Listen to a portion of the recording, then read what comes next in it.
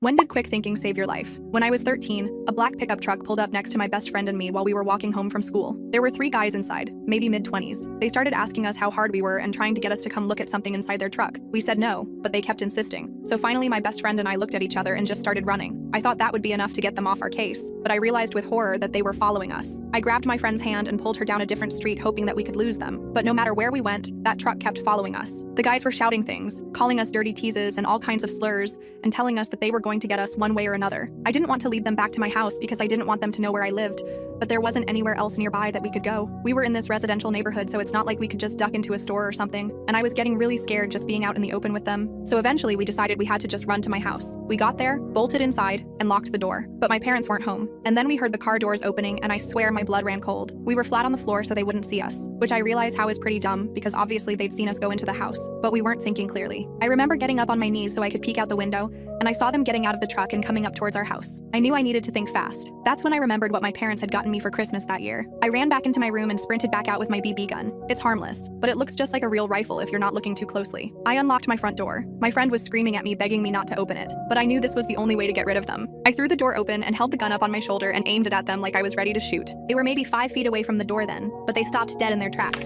I said, "Think very carefully about how you want this to go down." Well, thinking didn't take them long. They turned right around, hightailed it back to their truck, and sped away. I think it took an hour for my heartbeat to slow down to normal.